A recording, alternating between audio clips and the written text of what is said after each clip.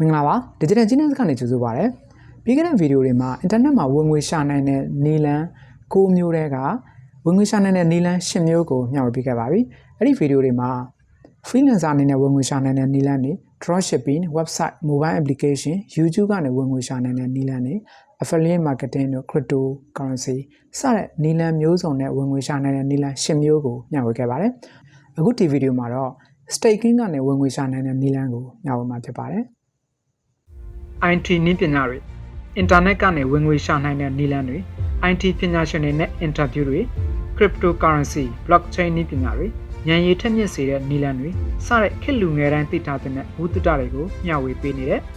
digital genius ဒီလိုဘုဒ္ဓတာတွေကိုစိတ်ဝင်စားရဆိုရင် digital genius channel ကို subscribe လုပ်ထားပေးပါ notification bell ကို on ထားပေးပါဒီနည်းလမ်းကတော့ cryptocurrency နဲ့ပတ်သက်ပြီးတော့အခြေခံ knowledge ရှိထားတဲ့လူတွေအတွက်ပဲအဆင်ပြေမှာဖြစ်ပါတယ်။ဒါကြောင့် cryptocurrency နဲ့ပတ်သက်ပြီးတော့ knowledge သိပ်မရှိတဲ့လူတွေအနေနဲ့ဆိုလို့ရှိရင်ကျွန်တော်ပြီးခဲ့တဲ့နှစ်လောက်မှာကျွန်တော်ဗီဒီယို၄-၅ခုလောက်ကျွန်တော်တင်ထားခဲ့ပါတယ်။အဲ့ဒီဗီဒီယိုတွေမှာဒီ cryptocurrency ဆိုတာဘာလဲသူကနေဘယ်လိုအခွင့်အလမ်းတွေရှိတယ်ဘာတွေလုပ်လို့ရလဲဆိုတဲ့ဗီဒီယိုတွေတင်ထားခဲ့ပါတယ်။အဲ့ဒီဗီဒီယိုတွေကိုပြန်ကြည့်နိုင်ပါတယ်။အဲ့တော့ staking ဆိုတာဘာလဲဆိုတာကိုမပြောခင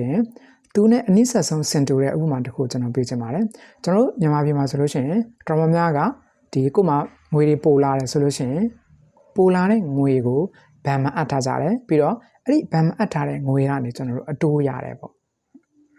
အဲ့ဒါနဲ့တော်တော်စင်တူတယ်အဲ့တော့အတိုးကကျွန်တော်တို့မြန်မာပြည်မှာဆိုလို့ရှိရင်ဘဏ်တော်တော်များက average အပြင်ဆိုလို့ရှိရင် 8% ဝင်ကျန်လောက်ရှိတယ်ဆိုပါစို့ဘဏ်မှာ300အပ်ထားမယ်ဆိုလို့ရှိရင်တစ်နှစ်ကြာတဲ့အချိန်မှာ7သိန်းအတိုးရတယ်ဟုတ်တယ်နော်အရင်နဲ့ပေါင်းလိုက်မယ်ဆိုလို့ရှိရင်108သိန်းဖြစ်သွားမယ်ဒါက interest ပေါ့နော်အတိုးဒါပေမဲ့အဲ့ဒီမှာနောက်တခြားတစ်ဘက်မှာလည်းကျွန်တော်တို့ကဘဏ်မှာဒီနဲ့အပ်ထားမယ်ဆိုလို့ရှိရင်နောက်ထပ်အားနည်းချက်ကဘာရှိလဲဆိုတော့ inflation ဆိုတဲ့ဟာရှိတယ်ငွေကြေးတန်ဖိုးကျတာပေါ့အဲ့တော့ငွေကြေးတန်ဖိုးကျတော့ဆိုတော့ကျွန်တော်300အပ်ထားတဲ့အခါကတစ်နှစ်ကြာတဲ့အခါမှာ108သိန်း8သိန်းတိုးသွားတယ်လို့ထင်ရတယ်ဒါပေမဲ့တခြားဘက်မှာသူ့ရဲ့တန်ဖိုးကကျလာနေတယ်ဆိုတော့ကိုရတဲ့အတိုးနဲ့ဒီငွေကြေးတန်ဖိုးကျတဲ့ဟာနဲ့ကာမိဖို့လိုတယ်ပေါ့နော်အဲ့တော့အခုကျွန်တော်ပြောမယ့် staking ကအဲ့ဒီဘဏ်မှာငွေအပ်ထားတဲ့အခါမှာအတိုးရတာနဲ့ဆင်တူတယ်ဒီဘဏ်မှာအပ်ထားတဲ့ဟာမှာကျတော့ကျွန်တော်တို့ဒီငွေတန်ဖိုးကျတဲ့ inflation တို့ပါတော့စသဖြင့်အဲ့ဒါရှိတယ်ပေါ့နော်ဟုတ်ပြီအဲ့တော့ကျွန်တော်တို့ဒီ staking ဆိုတဲ့ဟာကိုကျွန်တော်တို့ဆက်သွားအောင်အဲ့တော့ staking ဆိုတာကဘာလဲဆိုလို့ရှိရင်ကျွန်တော်တို့ဒီ staking မတိုင်ခင်မှာတော့ကျွန်တော်တို့ဒီ proof of work ပေါ့နော်ဒီ mining လုပ်တဲ့ဟာတွေပေါ့ကျွန်တော်တို့ဒီ cryptocurrency မှာဆိုရင်ကျွန်တော်တို့ coin wallet address တစ်ခုကနေနောက်တစ်ခုကိုကျွန်တော်တို့က transfer လုပ်တယ်ပေါ့အဲ့လိုမျိုး transfer လုပ်ဖို့အတွက်ဆိုလို့ရှိရင်ကျွန်တော်တို့ဒီ mining machine တွေကနေပြီးတော့မှဒီ mining set တွေကနေ calculation တွေဒီ verification တွေသူတို့ကနေလုပ်ပေးရတယ်ဆိုတော့ကျွန်တော်ဒီ address တစ်ခုကနေနောက်တစ်ခု bitcoin 1 bitcoin transfer လုပ်လိုက်ပြီဆိုရင်အဲ့ဒီဟာကိုဒီ mining machine ကနေပြီးတော့မှဒီ proof လုပ်ပေးရတယ်ပေါ့ proof လုပ်ပေးတဲ့အခါသူ့ကို 0.001 coin ရတယ်ပေါ့အဲ့ဆိုရင် 0.001 coin reward အနေနဲ့ရတယ်အဲ့တော့အဲ့ဒီ reward အနေနဲ့ရတာကိုဒီ mining machine ကနေရတယ်အဲ့ဒီတော့ကျွန်တော်တို့ဒီ coin တွေ transfer လုပ်ဖို့အတွက် verification လုပ်ဖို့အတွက်ကျွန်တော်တို့ mining machine တွေရှင်းရတယ်အဲ့တော့မြန်မာပြည်မှာလည်းပဲဒီ cryptocurrency နဲ့ဝင်ငွေရှာနေတဲ့လူငယ်တချို့ထဲမှာ mining ကနေဝင်ငွေရနေတဲ့လူတချို့ရှိတယ်ဒါပေမဲ့သူ့ရဲ့အားနည်းချက်ကinfinite powerful ဖြစ်တဲ့ကွန်ပျူတာတွေဝယ်ဖို့လိုတယ်ပြီးတော့သူ့ကို24နာရီ run ထားတာဖြစ်တဲ့အတွက်သူ့ရဲ့ electricity ကုန်ကျစရိတ်တွေရှိတယ်အရင်ခြေဖို့ကတစ်နှစ်နှစ်ဝန်းကျင်လောက်ကြာနိုင်တယ်ပြီးတော့နှစ်လောက်ကြာလို့ဒီစက်ကြီးတွေပြန်ရောက်မယ်ဆိုလို့ရှိရင်စက်ကတန်ဖိုးတွေကကျသွားတယ်အဲဒါဆိုတော့ဒီ mining machine လုပ်တဲ့လူတွေကအခုနောက်ပိုင်းမှာတော်တော်များသိပ်ပြီးအဆင်မပြေကြတော့ဘူးအဲ့တော့ဒီ mining နဲ့နှိုင်းယှဉ်မယ်ဆိုလို့ရှိရင်ကျွန်တော်တို့ကခုနောက်ပိုင်းမှာဒီ proof of stake ဆိုတဲ့ဟာကိုပို့ပြီးသုံးလာကြတယ်ဒီ bitcoin မှာဆိုရင်တော့ဒီ proof of work transaction အတွက်ကိုဒီ proof of work ကိုသုံးတယ်အခုနောက်ပိုင်းမှာကျတော့သူ့ထက်ဒီ electricity ကုန်ကျစရိတ်တွေ short ချအောင်ဆိုပြီးတော့မှဒီ proof of stake ဆိုတဲ့ဟာကိုသုံးလာကြတယ်အဲ့တော့အရင်တော့ဆိုရင် coin တစ်ခုနဲ့တစ်ခု transfer လုပ်ဖို့အတွက်ကွန်ပျူတာတွေကနေ power တွေသုံးဆွဲရတယ်အဲ့ဒီကြောင့်သူ့ထက်ပိုကောင်းတဲ့ဟာ proof of stake ကိုသုံးလိုက်တဲ့အခါမှာကျွန်တော်အဲ့ဒီကွန်ပျူတာတွေကိုသုံးစရာမလိုတော့ဘူးဒါပေမဲ့ကွန်ပျူတာတွေသုံးစရာမလိုပေမဲ့သူ့အစားကျွန်တော်တခြားတစ်ခုကိုသုံးရတယ်အဲ့ဒါကဘာလဲဆိုတော့ကျွန်တော်တို့ဒီ wallet address တစ်ခုကနေနောက်ထပ်တစ်ခုကို transfer လုပ်ဖို့အတွက်ကျွန်တော်တို့အဲ့အထဲမှာကျွန်တော် coin တွေထည့်ထားဖို့လိုတယ်အဲ့ coin တွေကဘယ်သူ coin တွေလဲဆိုတော့ကျွန်တော်တို့ကဒီ staking လုပ်တဲ့လူတွေရဲ့ coin တွေပေါ့ဆိုပါစို့ကျွန်တော်က mining machine ကျွန်တော်မရင်းချင်ဘူးဒါပေမဲ့ဝင်ငွေတစ်ခုလည်းရချင်တယ်ဆိုရင်ကျွန်တော်ရဲ့ဒီ coin တစ်ခုကိုကျွန်တော်အဲ့ဒီထဲမှာထည့်ထားလိုက်မယ်ဆိုလို့ရှိရင်အဲ့ကနေ transaction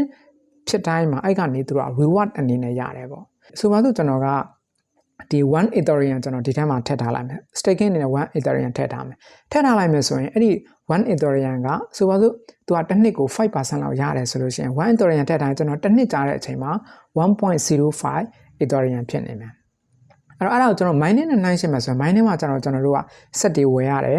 ပြီးတော့သူ operation run နေရတယ်ကုန်ကျစရိတ်တွေရှိတယ်ဒီမှာကျတော့ဗာလဲဆိုတော့ကို့မှာ coin ရှိတယ်ဆိုရင်အဲ့ဒီ coin ကိုဒီ staking ထဲမှာထည့်ထားလိုက်အောင်ကိုတခြားဘာမှလုပ်စရာမလိုနောက်တစ်နှစ်လောက်ကြာတဲ့အချိန်မှာပြန်ကြည့်လိုက်တယ်ဆိုရင်သူ 8% ရတယ်ဆိုရင်တစ်နှစ်ကြာတဲ့အချိန် 1.08 coin ဖြစ်နေမယ်အဲ့တော့ကျွန်တော်တို့စောစောကျွန်တော်ပေးခဲ့တဲ့ဥပမာနဲ့နှိုင်းရှင်းမယ်ဆိုရင်တော့ဘန်မှာဆိုရင်တော့ကျွန်တော်ငွေတွေအပ်ထားတယ်ပြီးရင်သူအတိုးရတယ်ဒီမှာကျတော့သူ့အတိုးလို့မခေါ်ဘူးသဘောတရားချင်းတော့စင်တူတယ်သူ့အတိုးလို့မခေါ်ဘူး reward လို့ခေါ်တယ်ဒီမှာကျွန်တော်တို့ကကိုယ်မှာရှိတဲ့ coin တွေကိုဒီ staking အနေမှာထည့်ထားမယ်ထည့်ထားတဲ့အခါမှာ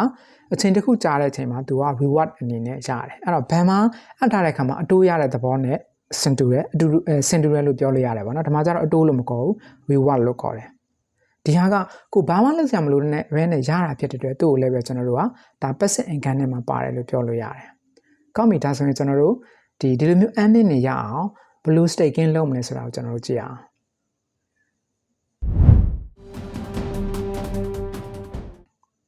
အဲ့တော့အခုကျွန်တော်ပြမယ့်နီလန်းကိုလုပ်ဖို့အတွက်ဆိုလို့ရှိရင်မိတ်ဆွေတို့မှာ Binance account ရှိနေဖို့လိုတယ်ဒီ Binance ကဒီတစ်ကမ္ဘာလုံးမှာ number 1 trading website တစ်ခုဖြစ်တယ်ကျွန်တော်ကိုယ်တိုင်လည်းပဲဒီ Binance ကိုပဲတုံးတယ်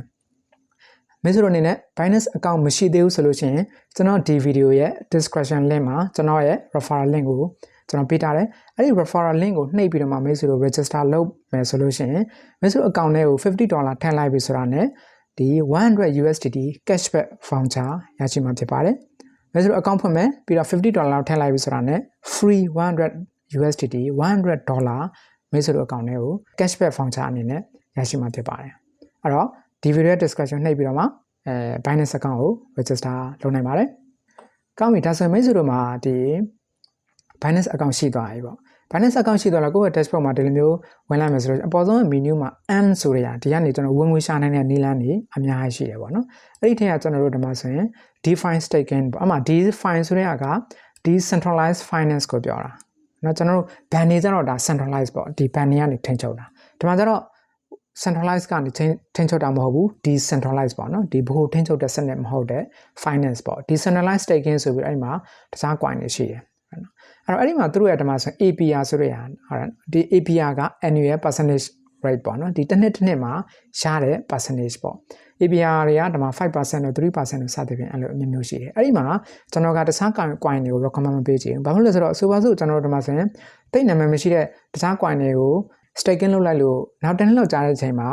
coin တွေတော့ return ရတယ်ဒါပေမဲ့အဲ့ဒီ coin တွေရဲ့ဈေးတွေထိုးကျနေတယ်ဈေးကွက်ပျောက်သွားတယ်ဆိုလို့ရှိရင်ဒါကိုရင်းထားတာမကမီဘူးပေါ့နော်အဲ့တော့ကျွန်တော်တခြား coin တွေကို recommend မပေးဘဲနဲ့ဒီ Bitcoin ပြီးတော့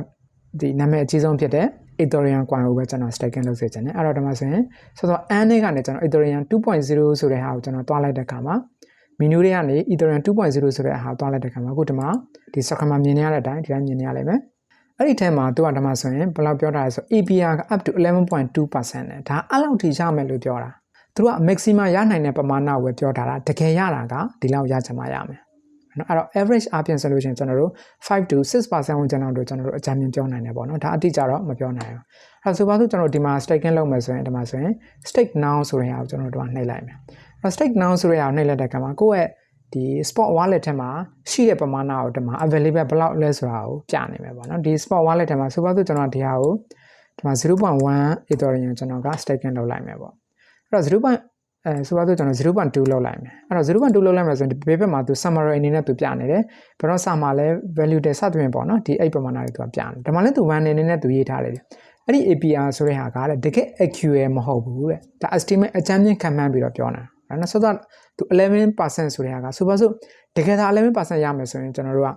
ဒီတစ်နှစ်လောက်နေတဲ့အခါမှာကျွန်တော်1 Ethereum ထည့်တိုင်းတစ်နှစ်ကြာတဲ့အခါမှာ 1.11 Ethereum ဖြစ်နေလိမ့်မယ်ဒါအဲ့လောက်ထိရနိုင်တယ်လို့ပြောတာဒါ accurate မဟုတ်ဘူးဒါ estimate လောက်ပဲတလားသူတို့ပြောလို့ရတယ်ဟုတ်ပြီအဲ့တော့ဒီမှာဆိုရင်ကျွန်တော်ကိုstaking လုပ်ချင်တဲ့ပမာဏ 0.2 လောက်ကျွန်တော်ထည့်လိုက်တယ်ပြီးတော့ဒီမှာဆိုရင်သူ့ရဲ့ terms and condition ကျွန်တော် agree လုပ်လိုက်တယ်ပြီးတော့ confirm လို့ပြောမယ်ဆိုလို့ရှိရင်သူကနောက်ထပ် page တစ်ခုရောက်လာမယ်အဲ့တော့ second confirmation မှာအဲ့ဒီမှာလည်းကျွန်တော် I understand ဆိုတဲ့အမှန်ချက်လိုက်တယ်ဒီစာတွေကျွန်တော်လိုက်ပြီးဖတ်ကြည့်ချင်တယ်ဆိုရင်ရတယ်ဒီမှာဆိုရင်ဒီမှာသူရေးထားတဲ့ဟာတွေရှိရယ် နော်အဲ့တော့ဒီ tense တွေကိုကိုကအမှအတိအကျဖတ်ကြည့်လို့ရတယ်အဲ့တော့ဒီဟာတွေကျွန်တော်တို့ဒီမှာအမှန်ချစ်ပြီးသွားပြီဆိုရင်တော့က confirm ဆိုရင်ကျွန်တော်နှိပ်လိုက်လို့ရတယ်ဒါဆိုလို့ရှိရင်ကျွန်တော်ရဲ့ 0.2 Ethereum ကိုဒီထဲမှာဒါ staking လုပ်ပေးသွားတယ်နော်အဲ့တော့ဒီကနေကျွန်တော် view stake record ကိုကျွန်တော်အဲ့ဒီမှာတွားကြည့်လို့လည်းရတယ်ဟိုနောက်ရက်တွေကြာတော့မှဒီဟာဘယ်နေရာမှာဘယ်လောက်ရှိမလဲဆိုတော့ကျွန်တော်သိချင်တယ်ဆိုရင်နော် wallet ထဲကနေ earn ဆိုရင်တွားကြည့်လို့လည်းရတယ်နော် wallet ထဲကနေကျွန်တော်ဒီမှာ earn ကိုလည်းကျွန်တော်နှိပ်လိုက်မယ်ဒီကနေ view stake record ဆိုရင်ကျွန်တော်တွားလိုက်မယ်အဲ့ဆိုရင်ဒီထဲမှာကျွန်တော် Ethereum 2.0 staking ဒီမှာဘယ်လောက်လဲဆိုရင်ဟာကိုသူကမြင်နေရပြီနောက်လတွေနှစ်တွေကြာတဲ့အချိန်မှာဒီကနေရတဲ့ reward ကတင်မှာတွေးတိုးနေလိမ့်မယ်ဆိုပါစို့ 0.2 ကနေနောက်လတွေနှစ်တွေကြာတဲ့အချိန်မှာ 0.201 တို့202စသဖြင့်အဲ့ပမာဏဝန်းကျင်လောက်တွေဒါတိုးနေလိမ့်မယ်နော်ဟုတ်ပြီအဲ့တော့ကျွန်တော်အခုပြခဲ့တဲ့နီလန်ကတော့ဒီ staking ကနေဝင်ငွေရနိုင်တဲ့နီလန်ပေါ့နော် mining မှာဆိုရင်လို့ရှိရင်တော့ mining လုပ်ရင်တော့သူ့ထက်ပိုရတယ်ဒါပေမဲ့ရင်းရတာလည်းပဲဆက်တွေရင်းရတယ်ကိုတိုင်းအမှာဒီ operation တွေ run နေရတယ်ဒီဟာကတော့လုံးဝကိုပတ်စင်အကန်ကျွန်တော်အခုစောစော 0.2 Ethereum ပေါ့နော်အခုဆိုရင်သူ့ဈေးအရဆိုရင်1 Ethereum ကို1200ဝန်းကျင်လောက်ဖြစ်နေအဲ့တော့1 Ethereum 1200ဆိုတော့ဒါ 0.2 ဆိုတော့ဒေါ်လာ240ဝန်းကျင်လောက်ကျွန်တော်ဒီထဲမှာဒါ staking လုပ်ထားတယ်ပေါ့အဲ့တော့နောက်6လတစ်နှစ်လောက်ကြာပြီဆိုလို့ရှိရင်သူ့ coin ရတော့ကတဖြည်းဖြည်းတိုးနေလိုက်မယ်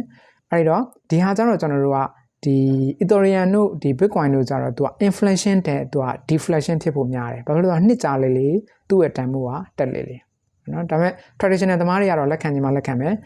တကယ်ဒီ cryptocurrency ကိုတကယ်လေ့လာနေတဲ့လူတွေအနေနဲ့ဒီ Bitcoin တို့ Ethereum တို့ကနောက်တစ်ချိန်မှာဈေးတက်ဖို့ပဲရှိတယ်အဲ့တော့ဒီချိန်ခဏလေးအတွက်ကိုကြည့်လိုက်မယ်ဆိုတော့ဒီ Bitcoin တို့ Ethereum တို့ဈေးတွေထိုးကြနေတာ market ပြတ်သွားပြီလို့ထင်စရာရှိတယ်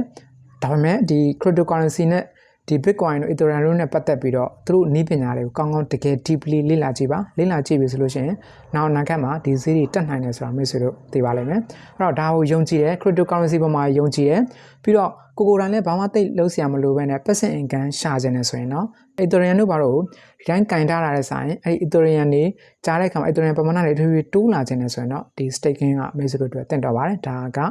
တကယ်ကိုဒါ passive income လို့ပြောလို့ရပါတယ်ကောင်းပါပြီဒါဆိုရင်ကျွန်တော်ဒီ summary အနေနဲ့ကျွန်တော်ပြန်ပြောမယ်ဆိုလို့ရှိရင် internet ကနေဝင်ငွေရှာနိုင်တဲ့နီလန်ဒီတစ်ခုပေါင်းမယ်ဆိုလို့ရှိရင်6မျိုးကိုညှဝေပေးခဲ့ပါပြီဒီ part 1ကနေဒီ part 9တိကျွန်တော်6မျိုးကိုညှဝေပေးခဲ့ပါပြီကျွန်တော်ညှဝေခဲ့တဲ့ video တွေအကုန်လုံးက overview တွေပဲဖြစ်ပါတယ်အဲ့တော့မင်းဆိုလို့အဲ့ဒီ video တစ်ခုချင်းစီကိုပြန်ကြည့်ပြီးတော့မှကိုယ့်ရဲ့ strength ပေါ့နော်ကိုယ့်ရဲ့အားသာချက်ကိုယ့်ရဲ့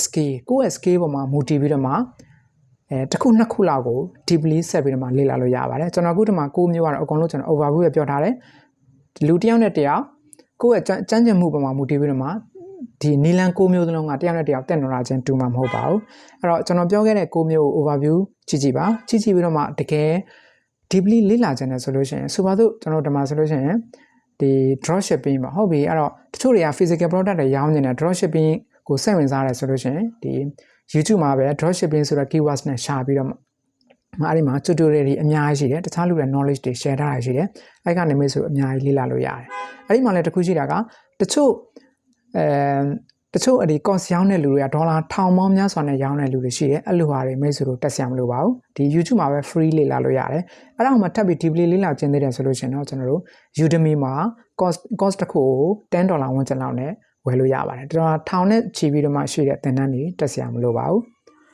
ဟုတ်ကဲ့ပါ internet မှာဝင်ငွေရှာနိုင်တဲ့နီလန်6မျိုးကိုမျှဝေပေးခဲ့ပါပြီမိတ်ဆွေတို့အနေနဲ့ digital နည်းပညာတွေကိုစိတ်ဝင်စားတယ် internet မှာဝင်ငွေရှာနိုင်တဲ့နီလန်တွေစီးပွားရေးနဲ့ပတ်သက်တဲ့ဘုသူတ္တတွေဉာဏ်ရည်ထက်မြက်စေတဲ့နီလန်တွေကိုစိတ်ဝင်စားတယ်ဆိုရင်ကျွန်တော်တို့ရဲ့ digital genius channel ကို subscribe လုပ်ထားပေးပါ